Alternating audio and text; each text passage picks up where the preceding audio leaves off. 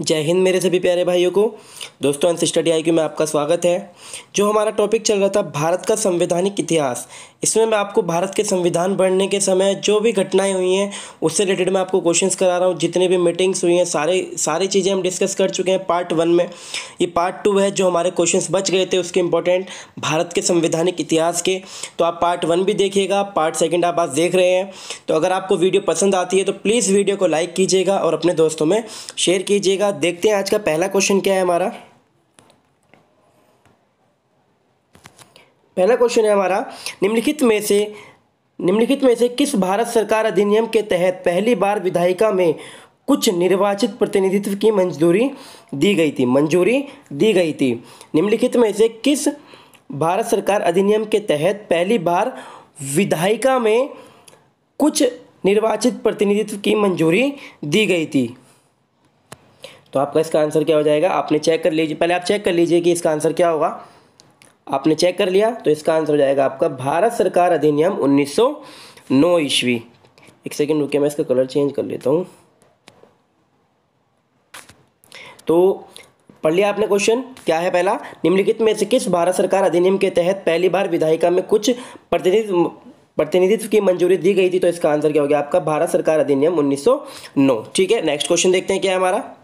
थोड़ा सा स्टार्टिंग में प्रॉब्लम हो गई, अब नहीं होगी। भारत सचिव जो आज भी है, भारत सचिव का पद किसके द्वारा निर्मित किया गया था। इंपॉर्टेंट क्वेश्चन है, भारत के सचिव का पद किसके द्वारा निर्मित किया गया था। तो वो कौन सा अधिनियम था, भारत सरकार अधिनियम 1858 के द्वारा भारत सचिव का पद जो है बनाया गया था। ठीक है, याद रखिएगा 1858, भारत सरकार अधिनियम 1858। ठीक है, जब इंग्लैंड ने भारत को अपने हाथों में लिया था, जो है ईस्ट इंडिया कंपनी से हटा के। ठीक है, अगला क्वेश्चन देखते हैं हमारा क्या है। किस अधिनियम की प्रमुख विशेषताएं प्रांतीय स्वायत्ता थी। किस अधिनियम की प्रमुख विशेषताएं प्रांतीय स्वायत्ता थी। तो इसको आप सेलेक्ट करेंगे, कौन सा आंसर हो जाएगा, 1935, 1909, 1919 या फिर 1858।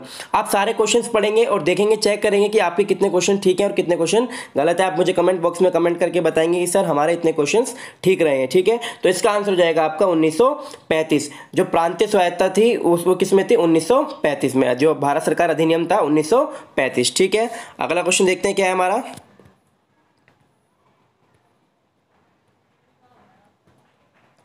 निम्नलिखित में से संघीय प्रणाली का पहला प्रयास भारत सरकार अधिनियम द्वारा किया गया था। निम्नलिखित ये सारे भारत सरकार अधिनियम है, तो किसके द्वारा संघीय प्रणाली का पहला प्रयास किया गया था। ये आपका SSC 2011 में क्वेश्चन पूछा गया था। ठीक है, तो आप सेलेक्ट कीजिए, इसका आंसर क्या हो जाएगा आपका भारत सरकार अधिनियम 1935 में संघीय प्रणाली का पहला प्रयास किया गया था। ठीक है, अगला क्वेश्चन देखते हैं क्या है हमारा। अखिल भारतीय महासंघ स्थापित करने का प्रावधान निम्नलिखित में से किसमें शामिल किया गया था। सेलेक्ट कीजिए, आप देखिए कौन सा आंसर हो जाएगा इसका। तो आपने देख लिया, इसका आंसर क्या है, भारत सरकार अधिनियम 1935। अखिल भारतीय महासंघ को स्थापित करने का जो प्रावधान था वो भारत सरकार अधिनियम 1935 में था। ठीक है, अगला क्वेश्चन देखते हैं क्या। आप इसमें से देखिए ऑप्शन जो है आपके, इन ऑप्शंस को भी याद रख सकते हैं। भारत सरकार अधिनियम 1919, कैबिनेट मिशन प्रस्ताव कब आया, 1940 में। अगस्त प्रस्ताव कब आया, 1940 में। ठीक है, अगला क्वेश्चन देखते हैं हमारा क्या है। मैचिंग है कि निम्नलिखित को सुमेलित कीजिए। देखिए ये मैंने मैचिंग रखी हुई है। आप देखिए, सूरत विभाजन 1907, सांप्रदायिक अधिनिर्णय 1932, सर्वदलीय सम्मेलन 1928, पूर्ण स्वराज्य का संकल्प 1919। आपको चेक करना है कि इसकी मैचिंग में कौन सा मैचिंग किससे है, यानी कि जो ये कम्युनिटी जो दी गई है ये इससे मैच खाती है डेट से या फिर नहीं है, ये मैच हो रहे हैं या नहीं हो रहे हैं। ठीक है, तो आप सेलेक्ट कीजिए, देखिए कि कौन सा इसमें गलत है। तो मैं आपको मैचिंग करके बता देता हूं कि कौन सा किससे मैचिंग है। तो सूरत जो विभाजन हुआ था वो हुआ था 1907 ईस्वी में। सांप्रदायिक अधिनिर्णय जो लिया गया था वो किस में लिया गया था, 1932 में। सर्वदलीय सम्मेलन कब हुआ था, 1928 में। और पूर्ण स्वराज्य का संकल्प कब लिया गया था, 1929 में। यानी कि जो मैंने मैचिंग रखी है वो बिल्कुल सामने सेलेक्टेड है। आप ये चार क्वेश्चन बनते हैं इसमें आपके सिंगल लाइन में। सूरत विभाजन कब हुआ, 1907 ईस्वी में। सांप्रदायिक अधिनिर्णय कब हुआ, 1932 ईस्वी में। सर्वदलीय सम्मेलन कब हुआ, 1928 में। और पूर्ण स्वराज्य का संकल्प कब लिया गया, 1929 में। ठीक है, अगला क्वेश्चन देखते हैं। मैचिंग के वर्ड बहुत सारे जो क्वेश्चन आते हैं आपके एग्जाम में। तो देखिए इसका आपका क्वेश्चन क्या है, निम्नलिखित में से किस अधिनियम द्वारा भारत के गवर्नर जनरल को अध्यादेश जारी करने की शक्ति प्रदान की गई। भारत के जो गवर्नर जनरल थे उसको अध्यादेश पारित करने की शक्ति कौन से अधिनियम से जो है प्रदान की गई थी। तो चार्टर एक्ट 1833, भारत परिषद अधिनियम 1909, भारत परिषद अधिनियम 1892 या फिर भारत परिषद अधिनियम 1861। सेलेक्ट कीजिए कौन सा आंसर होगा। तो इसका आंसर हो जाएगा भारत परिषद अधिनियम 1861 के द्वारा भारत के गवर्नर जनरल को अध्यादेश जारी करने की अनुमति प्रदान की गई। ठीक है, अगला क्वेश्चन देखते हैं हमारा क्या है।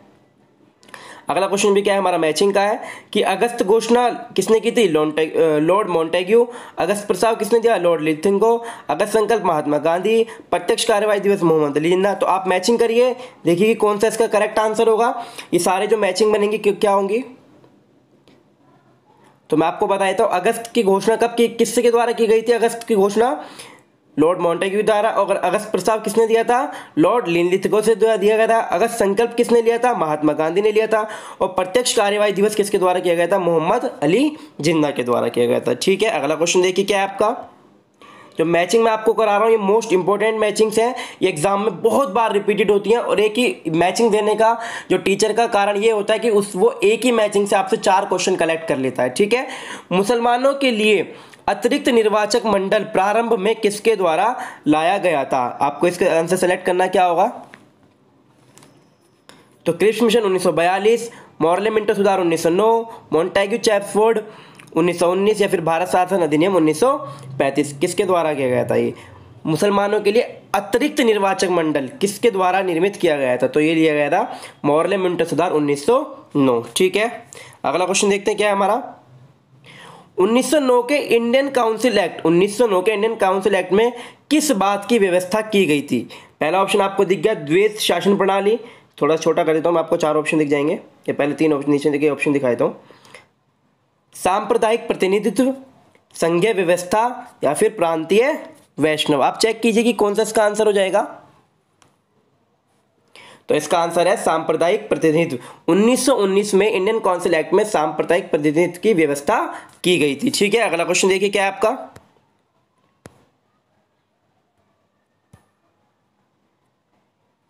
1946 का cabinet mission, most important question है, रट लीजिए इस क्वेश्चन को, इतना इंपॉर्टेंट क्वेश्चन है, पता नहीं कितनी बार एग्जाम के अंदर पूछा गया है।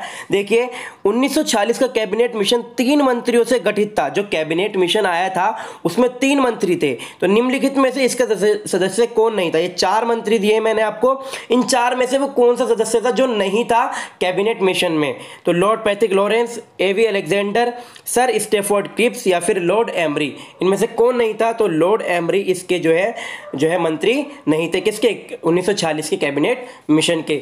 भारत के संवैधानिक इतिहास से रिलेटेड जितने भी क्वेश्चन थे मैं आपको पार्ट 1 और पार्ट 2 में दोनों कंप्लीट करा चुका हूं।